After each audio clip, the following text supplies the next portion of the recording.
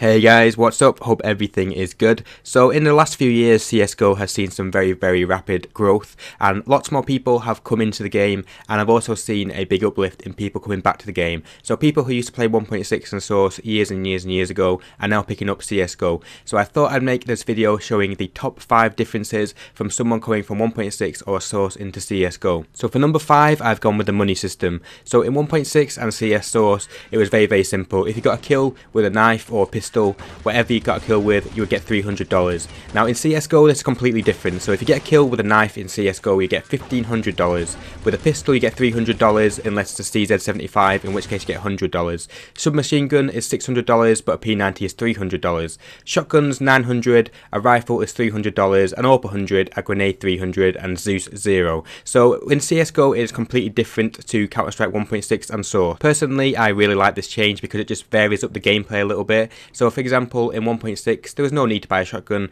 they weren't very good, and you had no benefit really from using a shotgun. Whereas in CSGO, shotguns are quite a bit better. You can quite often with a Mag 7 just get one hit kills on people, and if you get a 5-man with a Mag 7 or any shotgun, you suddenly have $4,500. So that's a reason to buy a shotgun, try and get some kills, and really boost your team's economy. The round rewards remained unchanged from 1.6 to CSGO for the most part. So for example, if you look at the table on the screen now, you can see that if you win by elimination, you'll get 3,250. If you're a terrorist, for example, and you lose a round, you'll get $1,400, but you will get an extra $800 if you plant the bomb. For number 4, I have gone for rifle control. So I was originally going to do this as RNG, or random number generator, and go into depth about how sometimes when you burst or when you tap with a rifle, it's not consistent compared to how it used to be in 1.6. But I did change this to rifle control because I think it covers it a bit better. So I'll give you an example of this. So in 1.6 you had Forrest, who used to be, in my opinion, far and away the best player to play 1.6. He used to be able to go around tapping heads consistently,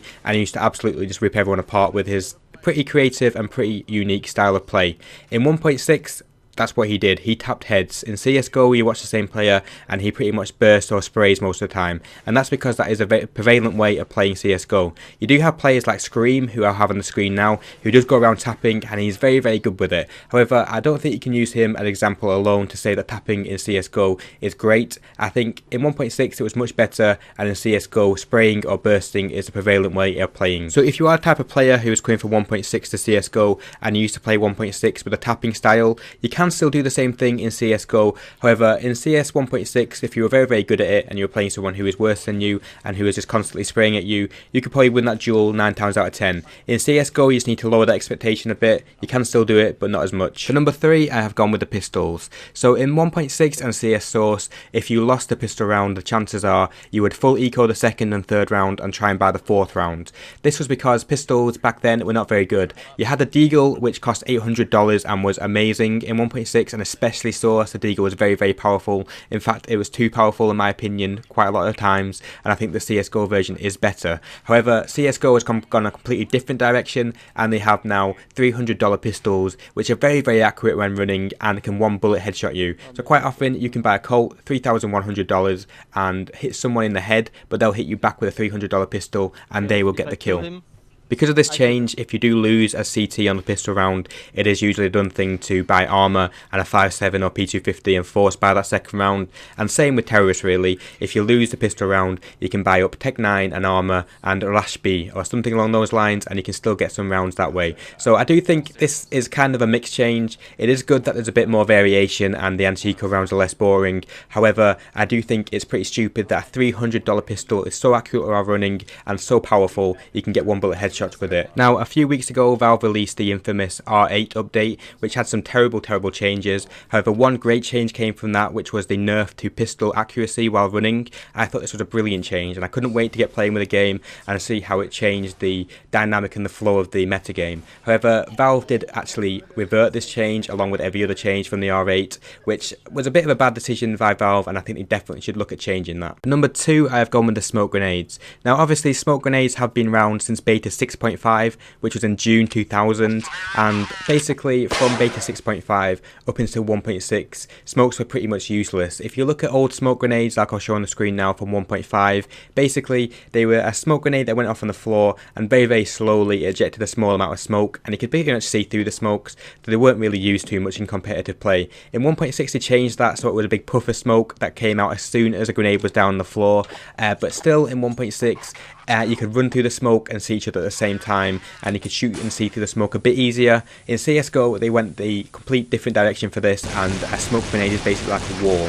So you can still shoot through it the same way that you can do in 1.6, which is good. However, if you try and run through a smoke, the person on the other side will see you way before you can see them. So that is a very big thing. So that completely changes the way that maps are played. So for example, a map like Inferno, where you have a very tight space at B and you have a tight space on mid, if the CT smoke it, you pretty much cannot go through that smoke grenade until it's disappeared. Unless you try and do some crazy flashes and flash yourself up, you just can't get through, because you'll just get mowed down by people who can see you, but you can't see them. Finally, on to number 1, and this is the biggest thing that I struggled with coming from 1.6 to CSGO, and that is the peeker's advantage. And what I mean by this is, as an example, on Dust 2 or 1.6, if you are sat on short marking an angle with your crosshair and a terrorist comes around the corner, you should win that duel most of the time. You see each other at the same time, but because your crosshair placement is waiting for him, you will win that duel. In CSGO, it's actually the person running around the corner who has the advantage, because he will see you slightly quicker than you will see him. So that brings a lot of change into CS. That means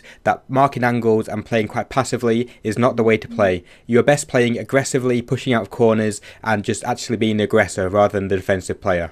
So the main reason that you get peeker's advantage in CSGO is due to lag compensation that Valve added, which basically they did so that if you're on like above 50 ping, you don't completely feel laggy like you would do in 1.6. So what you need to do is get in the mindset of using peeker's advantage to your own advantage. So if you're in a 1v1 and the enemy pushes you in 1.6, you'd probably think that enemy is a bad player and played it wrong, whereas in CSGO that's actually the right thing to do. So the two biggest tips I have for making peeker's advantage work in your favour is, number 1, when you are going to pick a corner, be as far away from the wall in front of you as possible, so stand back, and when you do go around the corner, stop dead where you think the enemy will be. So if you expect an enemy to be on an angle, tight on that corner, go around and stop anticipating to be there. That way you will be able to react faster than he can even see you, and you should get the kill. So that's it for this top 5 countdown. These are the top 5 things that I found were the biggest thing when I switched from 1.6 to CSGO. And one thing I will say, if you are considering switching over to CSGO, is definitely do it. There are differences in the game, like these top 5 things I have mentioned here,